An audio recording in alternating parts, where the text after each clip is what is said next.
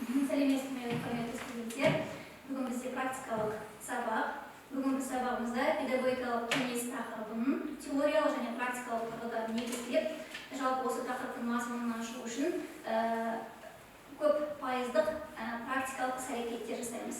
Яғни педагогикалық кеңестің өткізілу барысын, оған қойылатын талаптар, қандай да бір рөлдер бойынша іс-әрекетті жасау мазмұнын бүгінгі сабақта біз бірлесіп көрсетеміз. Енді жалпы сабаққа біз негізінен қандай мақсат қойып отырмыз десек, негізгі қысқа мерзімді смарт мақсат ол жаңа педагогикалық кеңес тақырыбын практикалық тұрғыда негіздеп түсініп тұжырымдау. Осы смарт мақсатқа біз бүгінгі сабағымызда бірлесіп жетеміз деп сенемін. Ал ендеше сәттілік, ең алдымен жаңағы педагогикалық кеңес тақырыбына теориялық тұрғыда шолу жасап алу үшін ортаға бізге қандай тұлғалар шығады? Сәуле және Мунира шақырамыз. Келіп отыр. Біздің құрметті студенттер олар ортаны жайғасуға болады. Қалған студенттер жаңағы процесті өздерінің дәптерлерінде бізде қалыптасқан ғой дағды, яғни сабақ барысын естіп отырамыз, түсіріп отырамыз дәптерге. Яғни кім қандай іс-әрекет жасады, кері байланыс беріп алу үшін. Артықшылығы ұсыныс деп дәстүрлі түрде жазылады. Педагогикалық кеңес жайлы айтып өтеміз. Теориялық мәліметтерінде педагогикалық кеңесінде бұл барлық мектептерде ұжым болып жұмыс жұмыстың бір түрі. Ол оқу тәрбие жұмысының негізгі мәселелері талқыланатын жұмыстың бір түрі болып келеді. Және осы педагогикалық кеңесте түрлі мәселелер мектептің жылдық оқу тәрбие жұмыстарында қаралып көрсетіліп өтеді. Осы педагогикалық кеңесте оқу тәрбие жұмыстарының өзекті мәселелері талқыланып, жаңағы нақты шешімдер қабылданады. Және де педагогикалық кеңестің мүшелерін атап өтетін болсақ, бұл жерде барлық мұғалімдер, психология қызметкерлері, дәрігер, ата-аналар комитетінің басшылары кіреді. Және мектеп директоры бұл педагогикалық кеңестің басқарушысы. Келесі, осы педагогикалық кеңес бойынша үш құрылым іске асады екен. Біріншісі ол мәселелерді қарастыру жайлы, екінші мәселенің өзектілігі, үшіншісі мәселенің теориясы. Бұл үш құрылым қарастырып, үш құрылым бойынша ол өз ішінен жіктеледі. Ол жетістіктер туралы айтылуы мүмкін, қиыншылықтар, олардың шешу жолдары, келешегі туралы. Жалпы осы педкеңестің шешімі, жобасы, соның барлығы қарастырылады. Және де олар түрлі кезеңдер бойынша ұйымдастырылады. Бірінші болжаулық, теоретикалық, ұйымдастыру, мониторинг деген сияқты тәжірибелік, қорытынды және де реттеуші кезең болып іске асады. Және де осы Нұрсұлтан Әбішұлы Назарбаев айтқандай, еліміздің ертеңі бүгінгі жас ұрпақтың қолында, ал жас ұрпақтың тағдыры ұстаздардың қолында деп айтып өткен. Педагогикалық этиканың категорияларын атап өтетін болсақ, біріншіден бұған кәсіби парыз кіреді, екінші педагогикалық әділеттілік, кәсіби ар-ождан, педагогикалық ар-намыс, педагогикалық такт және де жауапкершілік, абырой мен бедел кіреді. Келесі педагогикалық этиканың принциптерін атап өтетін болсақ, біз білеміз ізгілік принципі, педагогикалық оптимизм, азаматтылық, кәсіби ар-ождан, педагогикалық ынтымақтастық, кәсіби құзыреттілік, жаңағы тұлғаға талап қоя алу және сөз бен істің бірлігі және де кәсіби мораль. Жалпы осы педагогикалық кеңес ол барлық оқытушылар, барлық директордың өзі, барлық қатысатын және де оқушылардың немесе колледж студенттерінің былайша айтқанда мәселелері соның барлығы талқыланатын емес қой. Сол кеңесте төрт кезең қарастырылады, яғни біз алдында атап өткен төрт ұйымдастыру және төрт кезең тұрады. Бірінші оқу жылы педагогикалық кеңес, яғни оқу жылы басталған кезде мұғалімдер, барлық оқытушылар өздері осындай педагогикалық кеңес өткізіп, Ең бірінші педагогикалық кеңес қашан өткізіледі? Тамыз айында. Тағы да ең негізгісі жалпы республикада тамыз айында конференция болады оқушылардың. республикалық деңгейде тамыз конференциясы болады. Соның тақырыбының негізінде әр оқу орны бірінші педагогикалық кеңес өткізеді. Яғни мектептің басшысы сол мәліметтермен бөлісіп, яғни сол мәселе талқыланады, және де соған нақты мәселеге дайындық жүргізеді. Мысалы, біз осындай мәселені алдық, осыны қарастырамыз деген сияқты мәселе жүзеге асады. Және де осы педагогикалық кеңестің өткізу барысы тікелей мектептің басшысына, директоріне тікелей әсер етеді. Яғни оның басшылығымен жасалған педагогикалық кеңес, яғни оның деңгейі артуы, оның түсуі деген сияқты мәселелер қарастырады. Сосын шешімі міндетті түрде шығу керек. Шешімі нақты қорытынды болуы қажет. Осы педагогикалық кеңестің тәртібін айтып өтетін болсақ, бұл жерде педагогикалық кеңестің жұмысы оқу жылына дайындалатын жоспар бойынша жүргізіледі. Яғни педагогикалық кеңестің ортасында қаралады және оны колледж директоры бекітеді. Бұл біздің колледждің тәртібі. Және педагогикалық кеңестің отырысы біз білеміз жылына 3 рет өткізіледі біздің колледжде. Бірінші оқу жылының басында, яғни келесі бірінші семестр аяқталғаннан кейін және оқу жылының соңында өткізіледі. Бұл жерде педагогикалық кеңестің шешімдері қарапайым дауыс беру арқылы қабылданады және оларды колледж директорының бекіткеннен кейін ғана күшіне енеді. Педагогикалық кеңестің төрағасы қабылдаған шешімдердің орындалуын жүйелі тексеруді ұйымдастырады және тексеру қорытындыларын педагогикалық кеңестің талқылауына қояды. Жақсы, рахмет. Ал мектепте педагогикалық кеңес неше рет өткізіледі? Естіледі, қай кездері? Тамыз айында сосын әр тоқсанның соңында, иә? Жақсы. Жалпы теориялық ақпарат бойынша қандай қосатындар? Студенттер ақпарат алмасуға болады. Қай ақпарат құнды болды? Нені өткен теориялық сабақтан толығырақ білуге әсер етті? Бүгінгі жаңа Мунира мен Сәуленің әкелген ақпарат. Бұл мысалы теориялық ақпарат, педагогикалық кеңес 3 сағаттан аспау керек. Ондай бір не бар мысалы? Ереже бар, иә. Жақсы. Және де ол егер 3 сағаттан асқан жағдайда 4 немесе 5 сағатқа да созуы мүмкін. Ол директордың өзінің несіне байланысты, өзінің сөйлеу қабілетіне, дағдысына байланысты болып келеді. Оларда ұстаздар өзара үзіліс жасайды. Сыртқа шығып келу арқылы 15 минутта үзіліс жасап, одан кейін қайтадан жиналыс өткізу керек. Жақсы, рахмет, Нұрбек. Сондай-ақ директор кеңесті ұйымдастырғанда потенциалдық жағынан дамыған озық кеңес өткізгені жөн мұғалімдердің көңіл-күйлерін қашып жететіндей өтеу керек. Жақсы, аурада өту керек. Педагогикалық кеңестің форматында өзгертуге болады деп айтқан болатынбыз, иә? Рахмет. Мынақаттар өте белсенді. Келесі, қандай кері байланыс береміз?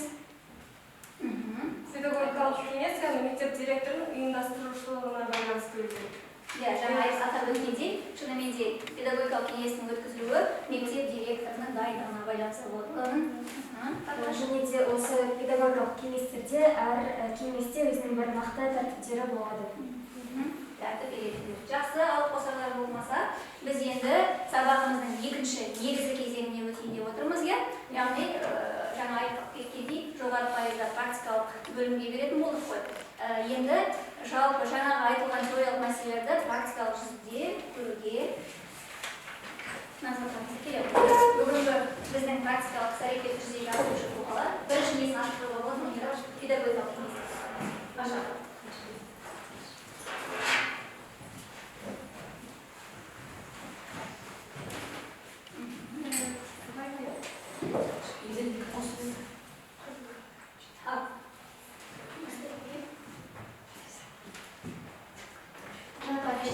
Біз педагогикалық кеңестің өтуі тікелей мекеме басшылығына байланысты.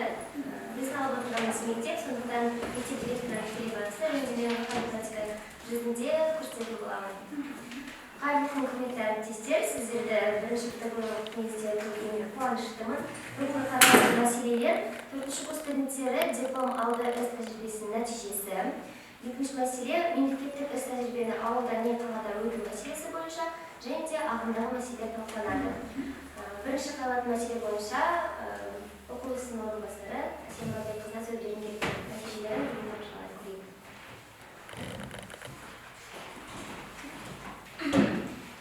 Негізден қыркүйек айының 13-нен бастап қазан айының 30-ына аралық кезінде 4-ші курс студенттері номер 2-ші мектеп лицейі мен номер 16-ші мектепте іс тәжірибесін өткен болатын. Іс тәжірибе өту барысында мен өзім жеке басыммен мектепке барып, бекітілген оқытушылармен, әдіскерлермен жұмыс жасаған болатын. Студенттердің іс тәжірибе өту барысында олардың қатысуы, үлгерімі барлығы сапасы жоғары деңгейде өтті. Мектептерден ешқандай кемшіліктер айтылған жоқ студенттерге байланысты. студенттер де біздің жаңағы берілген әдістемелік нұсқаулар бойынша барлық жақсы орындалды. Қазіргі кезде қысқа мерзімді жоспар 130 бөлік бойынша жүргізілді. Негізінен барлығы озық түрде өткен болатын. Тіпті мұғалімдерден нақты сөздерді естіген болатынбыз. Енді былай пайызбен санайтын болса, студенттердің іс-тәжірибе өту барысындағы үлгерім 100% болды, сапасы 95,7%-ді алып отыр. Осыған қарап отырсақ, бұл біздің колледжіміздің санағы бойынша жоғары деңгейде өтті деп қарастырамыз. Біз яғни студенттерімізбен мақтана аламыз. Олар әдістемелік тұрғыда да жақсы іс-тәжірибелерін өтіп, өздерін көрсете алды. Яғни педагогикалық статусын қайттан көтеріп, өздерін көрсете алған болатын. Бұл әрине де біздің оқытушылардың несі бойынша, олардың үйреткендері, барлығы біз тағы да бір көзіміз жетуде. Біздің студенттер нағыз дайын педагогтар деп мақтан ете алатынымызға.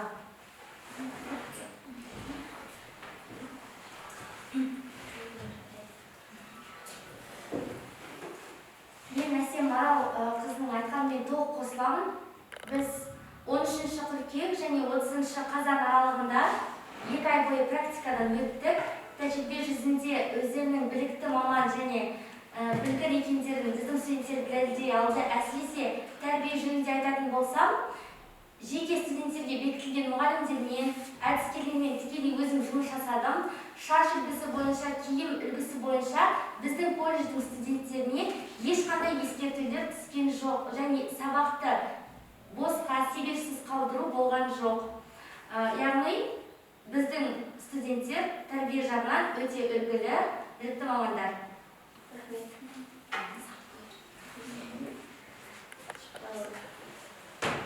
Ал енді екінші мәселе бойынша қарайтын болсам, бұл бізде мемлекеттік практиканы, іс-тәжірибені ауылда не қалада өту мәселесі қарастырылып жатыр.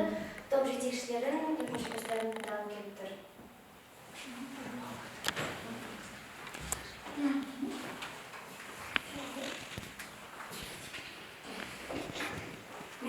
Мен ФБ-41 тобының кураторы боламын. Менің тобымда жалпы студент саны 29 студент бар. Олардың көбі 24-і ауылдық мекендерден келген, ал 5-і қала тұрғындары. Бұл мәселе бойынша мен олармен жиналыс өткізіп сөйлескен болатынмын. Соның нәтижесінде сөйлесу барысында 17 студент ауылдық мекендерге сұранып отыр. Әрине мен студенттердің өздерінің сұраған орталарына, сұраған жерлеріне барғандығын қалаймын. Себебі мен өз тобымды жақсы білемін. Олар аса кез келген жұмысқа аса үлкен жауапкершілікпен қарайтын, кез келген нәрсеге үлкен сенімділік таныта алатын, өздеріне сенімді жастар болғандықтан мен оларға бұл мәселе бойынша үлкен жауапкершілік артып отырмын. Сол себептен де оларды өздері сұранған жаққа жіберуге өз рұқсатымды беріп отырмын. Және де осы практика өту барысында мен оларға аса үлкен бір жауапкершілікпен қарайтындықтарына сенемін. Өйткені менің тобым осы уақытқа дейін мені ешқашан төмен деңгейде көрсеткен емес. Сол себептен де осы ауылдық мекендерге өздерінің қалаған жерлеріне жіберулеріңізді сұраймын.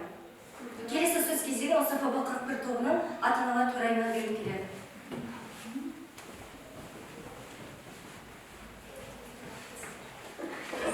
Мен ата-аналар төрайымы Тұрар Қарлығашқызы болам, ата-аналар комитетінің төрайымы. Яғни мен осы студенттеріміздің мемлекеттік іс-тәжірибесін ауылдық жерде, ал қалада тұратын студенттер қалалық жерде өтуін сұраймын. Назарларыңызға рахмет.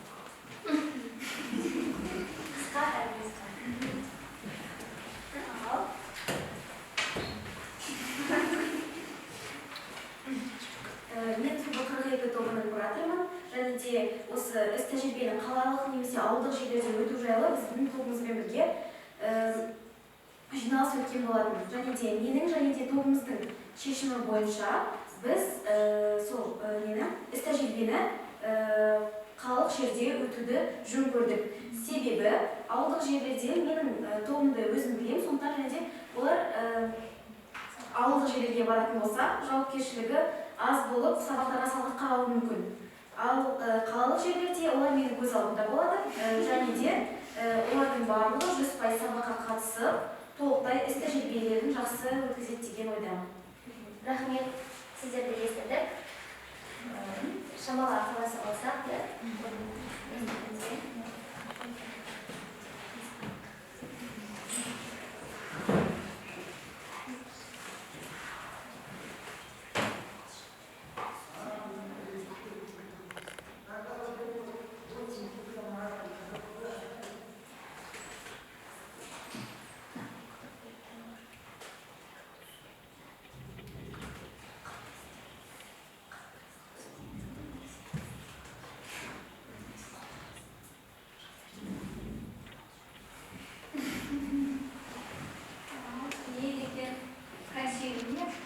иә, құрметті жетекшілер, сіздерді тыңдадық, естідік.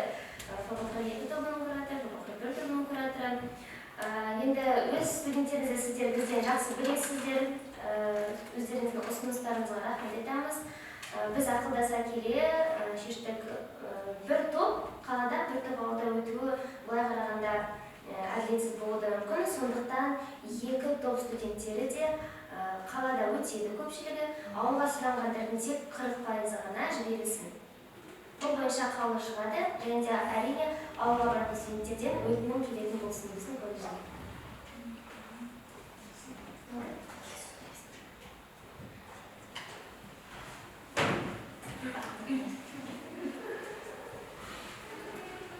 Келесі бізде алдындағы мәселелер. Жалпы қазір ауа райының бұзылғанына байланысты колледждің тазалығын сақтау үшін барлық оқытушылардың назарына топ жетекшілер студенттеріміз екінші аяқ киім алып келсін. Себебі колледждің тазалығы бізде бірінші орында. Және жалпы қазір карантин мерзімінде барлық жерде тазалық болу керек. Маскалар болсын. Және осы сұрақ бойынша бірінші курс студенттері әсіресе тізімде аттар көп айтылып жатыр. Яғни екінші аяқ киімді әлі күнге дейін дұрыс әкелмеуде. Осыған байланысты Шынар Бержанқызы және Сушаш Қайболатқызы сіздерден сұрағым келіп тұр. Неліктен бірінші курс студенттерінің тізімде аттар көп? Сіздер ескертулер жасайсыздар ма оларға? Және де неліктен әлі күнге дейін талап дұрыс орындалмай жатыр?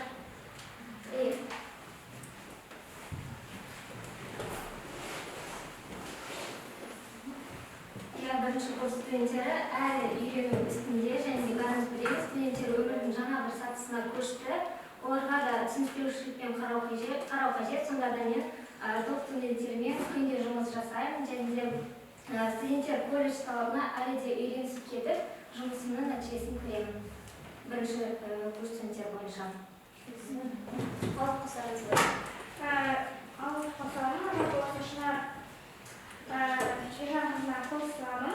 Студенттер әлі де үйрену үстінде, олар енді білесіздер, карантинде жаңа қала, жаңа орта болған үйренісу әлі студенттерге қиын. Түсінушіліктен сіздерді қарауыңызға мен сұраймын. Студенттермен жұмыс әлі де жасаймыз, жиналыстар өткіземіз.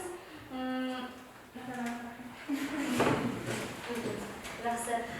Жалпы бұл мәселе бойынша сұрақ болмаса, дегенмен де олар енді келіп жатқанмен олар педагогикалық колледждің табалдырығын аттады. Сондықтан олар болашақ жас маман ретінде біздің тәртіптерімізге енді бағынуды біз талап етеміз, оны білесіздер. Жалпы барлық топ жетекшілеріне ешқандай ескертулер жоқ. Студенттерімізге ризамыз. Барлығы біздің қатаң заңдарымызды ұстануда. Сондықтан сіздерге рахмет. Тағы да сұрақтарыңыз болса, жауап бере кететін.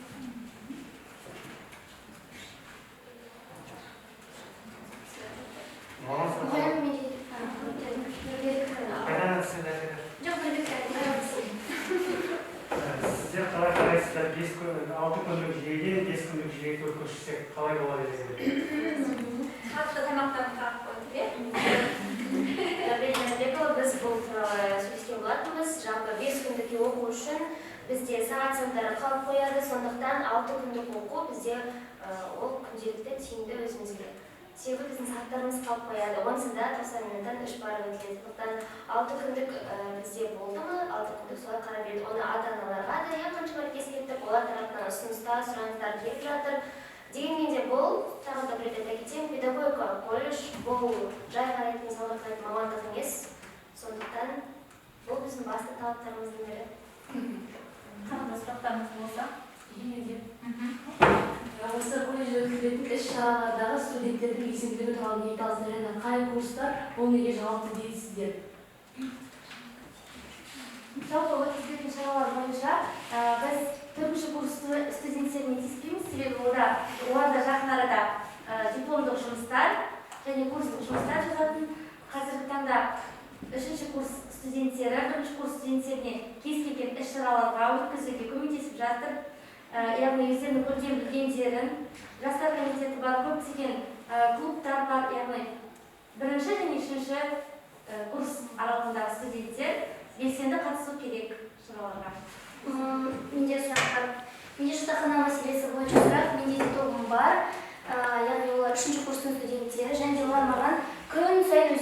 мақсаттарын білдіреді жатақхана бойынша. Яғни бізде жатақхана білесіздер, өте қатал. Және де 7-ге дейін студенттер өздерінің қаладағы жұмыстарын істеуге үлгермейді. Неліктен мысалы 9-ға дейін неге созуға болмайды уақытты? Өйткені біз білеміз, біздің студенттер онсыз да тәрбиелі, біз оларды күн сайын тәрбиелейміз, жаңағы аяқ киім мәселесі бар, мәселелер бойынша біздің студенттер, біздің колледж студенттері, біз білеміз, олар өте белсенді және тәрбиелі студенттер. Неге оларды жаңағы жатақханаға кіру уақыты неге созбасқа 2 сағатқа мысалы? Себебі студенттер мысалы студенттік өмірді қалада көргіміз келеді дейді. Мысалы тіпті дүкенге бару, тағы да сондай сияқты жұмыстарын үлгермейді. Содан кейін оларда мысалы 7-ге барса, оларда яғни жатақханада орындайтын жұмыстар өте көп. Мысалы кезекшілік атқару, тағы басқалары, жатақхана өздерінің бір үйірмелері, тағы басқалары болады. Сондықтан менде осындай сіздерге сұрақ және ұсыныс 9-ға дейін уақытты созу. Айдана Сағидоллақызы, мен сізді түсінбей отырмын, себебі бізде бұл талқыланған мәселе қазіргі таңда бізге бірінші курсқа түсіп жатқан студенттердің жасы небәрі 14-15 жаста, тіпті 16 жасқа толып жеке куәлік алмаған студенттер, олар кешке дейін жүретін болса, қазір ауа райы бұзылған, автобус ерте тоқтайды. Және де біз оларға жауапкершілікпен қарап отырмыз. Тіпті 3-ші курстың студенттері 18-ге кәмелеттік жасқа толмаған студенттер, колледж болғандықтан. Және де жатақханада бізде қазіргі таңда барлық жағдай жасалған, тренажерный зал бар, кітапханаға оқимын, ізденемін десе. Және де біз оларға жатақхананың ішінде сағат 11-ге дейін бір-бірімен сабақ оқимыз десе, ешқандай шектеп отырған жоқпыз оларды. Яғни бұл мәселе талқыланды, қарастырылды. Осындай шешім шығарып отырмыз. Студенттердің және қазіргі карантин уақытындағы қауіпсіздіктер үшін. Жақсы, рахмет.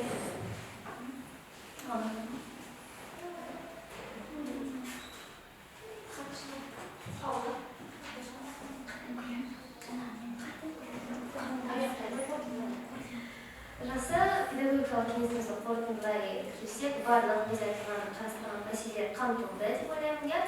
Сұрақтарыңызға жауап алдыңыздар деген қанағаттанарлық. Енді бүгінгі педагогикалық кеңесті хатшымыз бекітіп қаулысын шығарсын.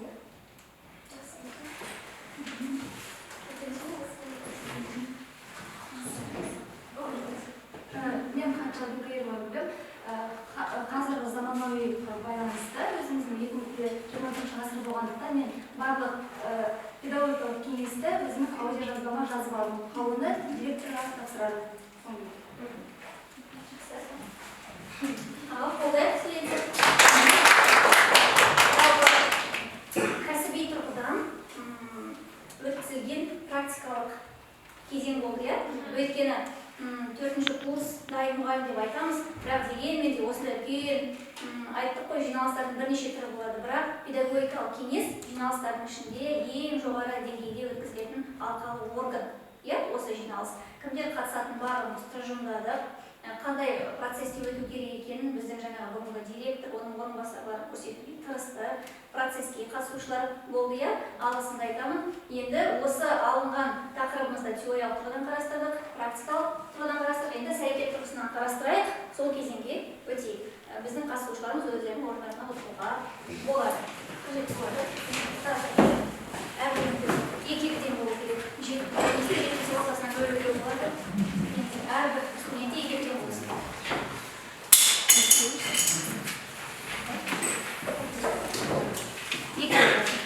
Қалса бір-бірімізге береміз.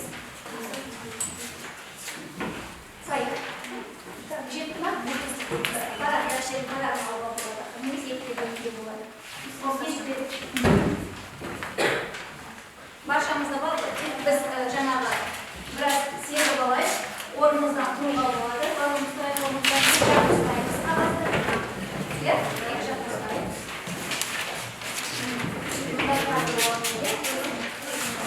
Ешқайда тимейді, қолымызды нүкте ұстаймыз. Ал қағазды енді түсіріп алмай, әрекетпен дұрыс нүкте қағазды.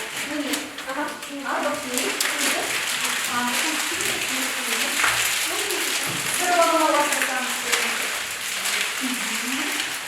Оңай ма?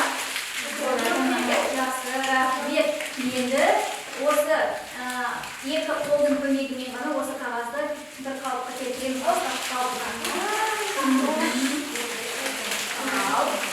Екі қол бірге жұмыс істеуге де болады. Нұрбек ашамыз. Өзімізді олаймыз.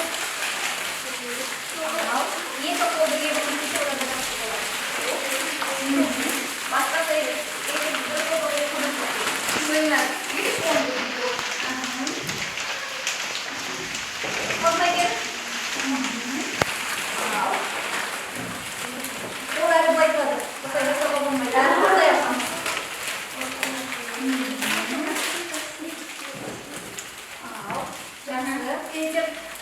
Бәріміз болдық па? Отырамыз орнымызға. Енді осы жасаған өсиетімізге дене қызығушылығымызға психологиялық ахуалы кері байланыс беріп көрейік. Үш қатардан екеумізбен сөйлесейік. Қандай сезімде болды? Қайсы қиын болды, қайсы оңай болды? Қайсы әрекетпен байланыстыра едіңіз осы жасағанымызды қағазбен?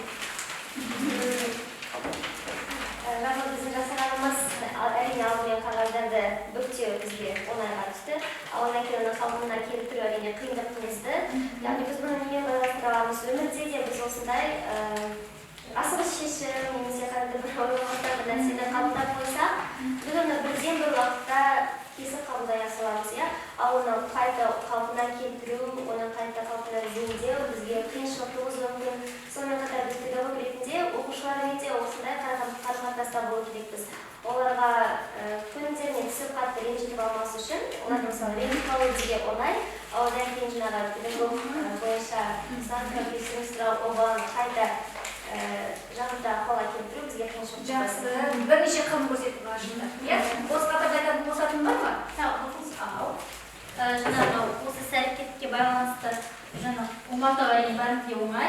Оны қайтадан қайтаруда кейбірлеріне оңай болып тұрды. Бірақ та жаңа кейбір кезде студенттерді көрдім, екі қолмен бірге жұмыс істеу қиын болды. Олар тек қана мысалға қараған кезде тек қана бір жағын қайтадан қалпына келтірсе, сосын бірақ екінші қолмен жұмыс жасай бастады, иә? Яғни бірден екі қолмен олар әрекет жасай алмады. Осыған байланысты кейбір кезде негізі айтады ғой, педагог дегеніміз әр қырлы болу керек, иә? Ол кісіге сізге біреу сөйлеп отырғанда сіз бір нәрсені жазып үлгеруіңіз керек, келесі бір өзіңіздің жұмысыңызды орындап отыруыңыз керек. Яғни сіз жан-жақты үлгерімді адам болу керек. Рахмет. Қолдаймыз ба?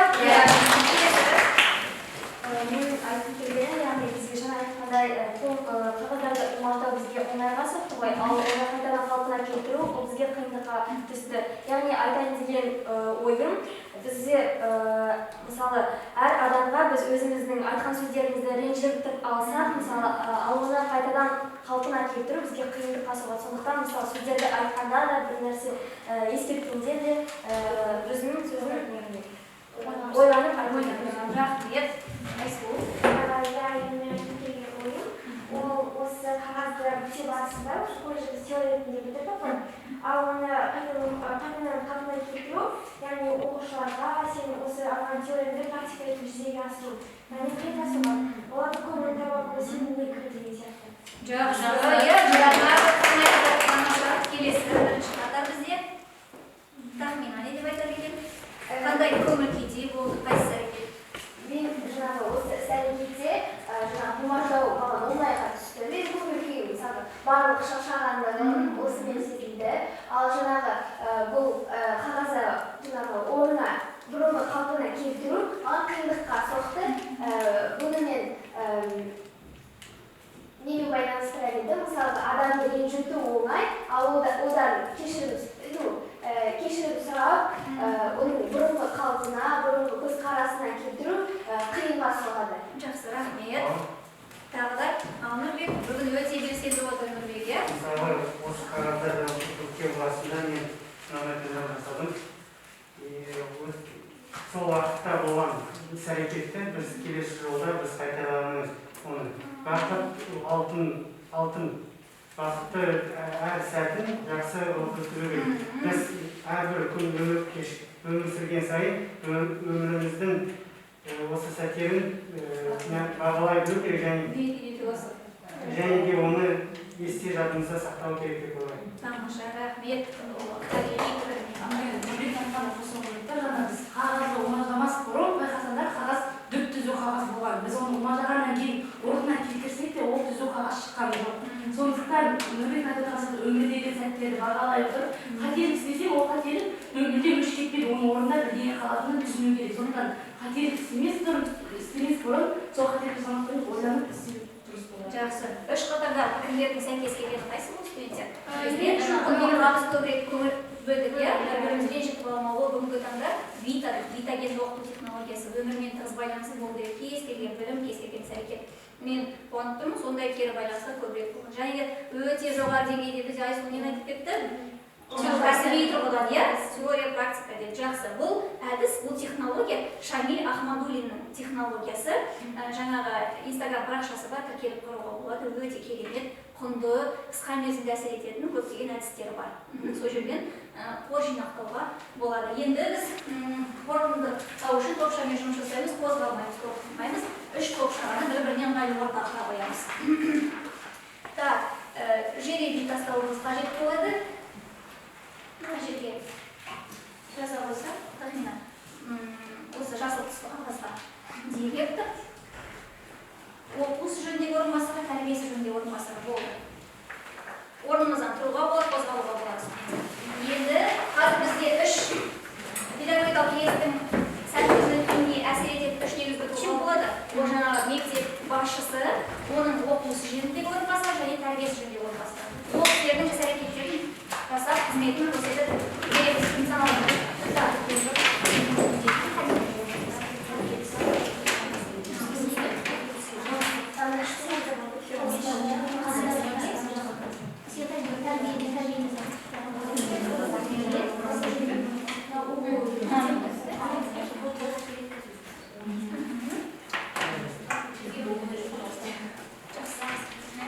Енді студенттер келер мына жерден директорын алуға болады. Қай топшаға бірге түседі? Үш топшадан бір-бірден келіп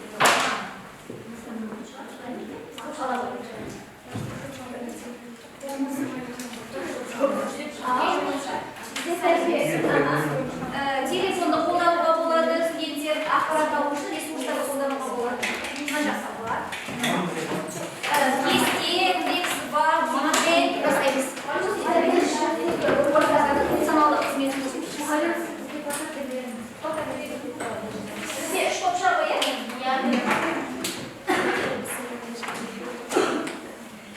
өздерінің ыңғайлы оқу ортасын құрап отыр, қозғалуға, тұруға болады.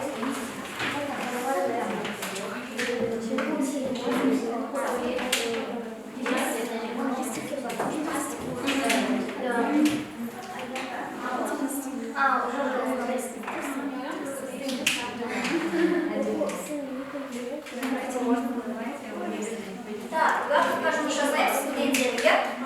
Мен ойлаймын 5 минут жеткілікті, 4 минут жеткілікті. Процесті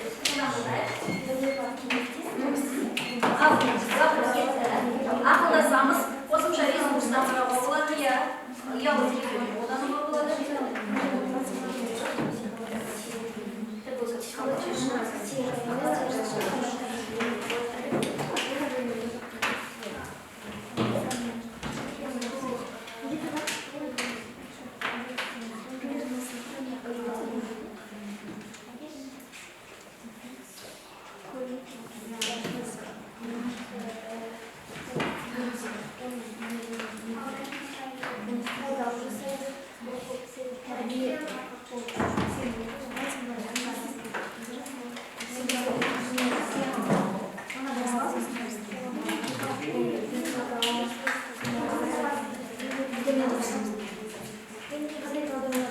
Бір-бірімізбен ақылдасамыз, бір-бірімізге кеңес береміз студенттер.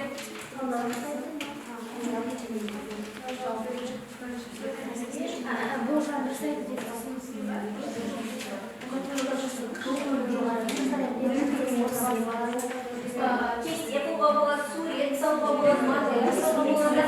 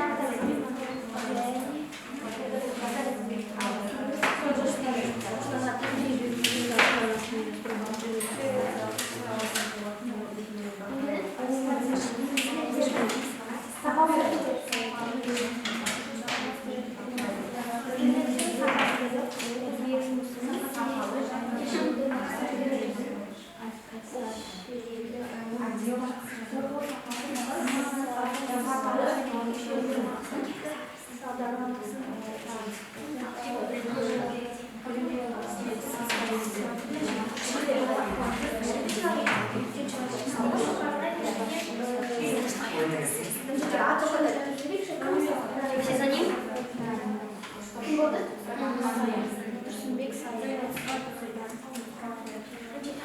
Так, қорғаған жерге 4 сөйлеп. Мен ғана қорғаймыз. Бір топшаға 4-ақ сөйлемдермен жылдан әрекеттер тексерілген болсындар. Кім 4 сөйлемді бір-бірден айтады. 4 сөйлеп. Мен ғана осы қорғалады. 4 сөйлеп.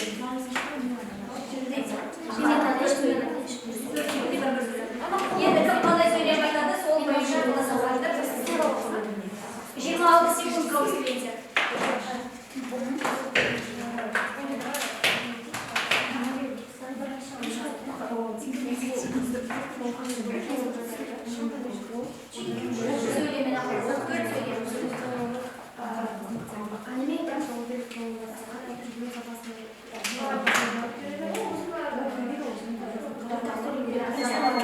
Вақыт аяқталды.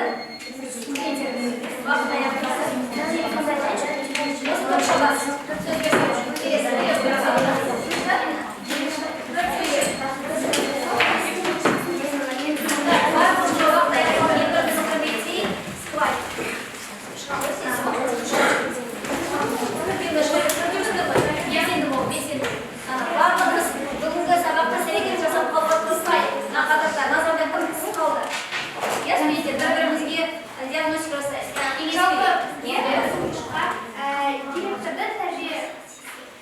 директордың тәжірибесі бойынша орынбасар түсті, яғни біздің топшаға. Ал енді бір сөйлем. Бұл жоспарларды және ұйымдастырылады. Бұл жан составында қандай бір тәрбиелік жұмыстарды шараларды жүргізеді. Директордың тәрбиесі бойынша орынбасары талдау жасайды, тәрбие процесінің проблемаларын қарастырады. Келсеңіз бе? Соңғы. Және де студенттердің шығармашылық жұмыстарын, олардың белсенді сабаққа қатысуларын, және кез келген осы іс-шараларға қатысуын қадағалайды. Қолдаймыз ба? Рахмет, отыра қойыңдар. Келесі.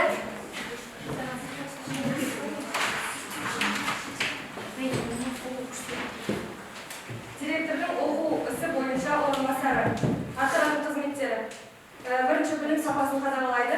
Екінші білім беру үдерісіне ұсыныстар енгізеді. Үшінші әдістемелік тұрғыдан барлық оқытушыларды қадағалайды, басқарады. Және төртінші ол директордың орынбасары. Қолдаймыз ба? Ал келесі. Шығармызға. Төртеу. Рахмет.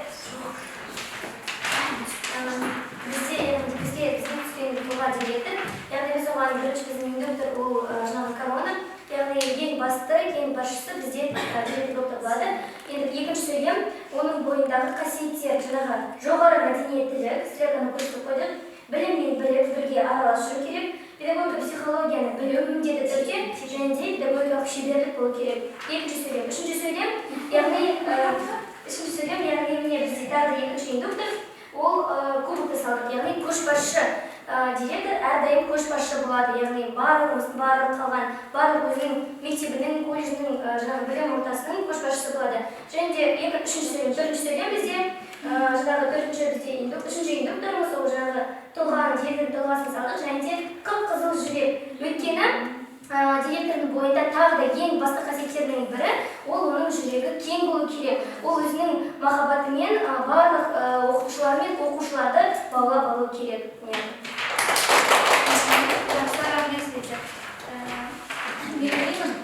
Бүгінгі біз сабағымызға мақсат қойған едік. Педагогикалық кеңесті өткізуді теориялық тұрғыдан және практикалық тұрғыдан тұжырымдау және негіздеу. Осы мақсатқа жеттік деп ойлаймын. Сенімді болғандығымды, жауапкершілікпен қарап сәйкес жасаған студент тұлғаларға алғысымды білдіремін. Енді сабағымыздың ең тағы бір кезеңі бағалау. Өзін-өзі бағалау әдісі қолданайын деп отырмын. Мына жерде стикерлер бар. Әрбір цифра жазып, кез келген санды жазып, ол максимально 10 баллық жүйе бола берсін. Жаңағы, мысалы, мен Айсұлуға 10 балл қоямын, өйткені бір сөз болды.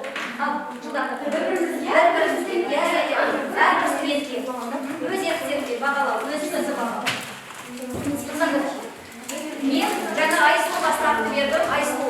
Айсұлуды мен бүгін 10 деген бағаға бағалаймын. Өйткені ол бүгінгі таңда жаңағы сабақтың кезеңіндегі жаңағы есебекте өте мықты кері байланыс берді. Ал ары қарай келесі бастай береміз. Сосын жаңағы секерді қасынан басып берді.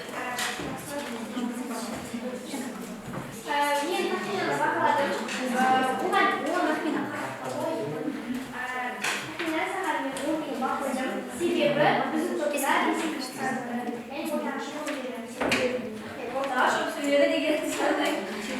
Ал біз тақинаны жылдам темп болсын дегенде формулай.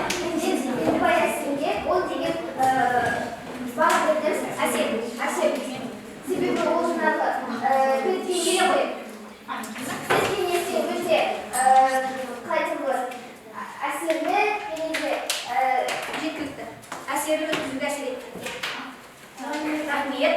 Мен Шынарға 10 балл қойып береді. Себебі ол жаңағы бірінші курс студенттердің кураторы ретінде жақсы сөз сөйлеп шықты. Қорғап берді ма бірінші курс студенттері қандай қайладыңдар еді бірінші курс студенттері. Иә, соны кешіп кетсе ойлаймын. Шынар.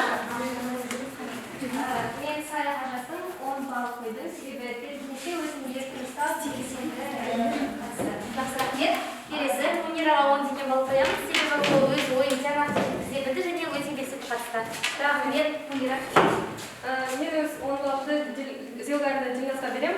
Өйткені директордың ең ауыр жұмысын жақсы атқарып шықты көрсетті. Динас.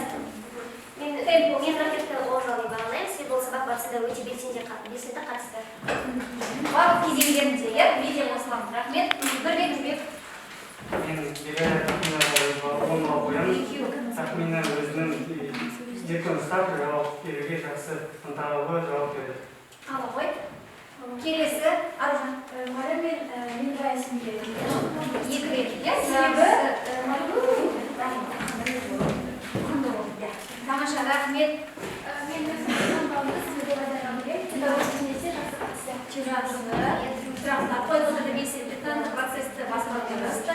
Майданым айтты. Ал мен өз балымды Қанжамаға берем. Мұғалім Қанжама мысалы көрінбесе де, бірақ та ол біздің арамызда, біздің топта өзі белсенді көрсетіп отырды, былай жазыңдар деп. Кеңес беріп отыр. Иә, кеңес беріп мен оған сондықтан 8 балл қоямын өйткені, тағы 2 балл жетпейді, 10 баллға өйткені одан ортаға шығып, иә, жасу керек. Жақсы.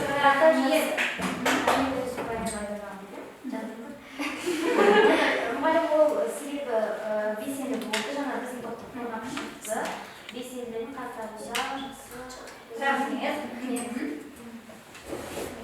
мен өз балымды Саяға 10 балл қойдым. Өйткені оқу директорының тәрбие жұмысы бойынша жақсы рөлі сонда шықты. Рөлі енді, иә, Сая? Жақсы. Сая бағалады. Қарлаш. мен Айгерімге 9 балл қойдым, өйткені ол топтың арасында белсенді жұмыс атқарды. Ал Айгерім?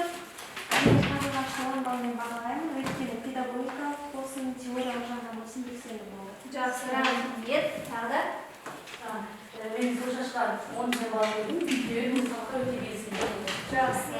Гүлнар. Мен 10 баллдан қарауға беремін. Себебі сұрақтарда ашық елімді қоя білді. Ал сұрақтарымыз. Жақсы. Айсұлу кімді? Мұғалім өте тамаша. Мен сабаққа жақсы белсенді қатыспасам да, сабақтың ортасына қарай, соңына қарай барлық тақырыпты бірақ өзім ойыма ашыламыз болады. Негізі бағалау болатын, себебі өзінің ойын жүйелі белсенді жеткізді. Жақсы. Рахмет. Студенттер, енді сабақтан кейінгі қазір кезеңде қандай да бір ұсыныстар маған айтатын кері байланыстар болатын болса, мына жердегі ұсыныс жәшікпен тастауға, салуға болады, иә. Рахмет. Бүгінгі сабақта белсенділік танытып, жауапкершілік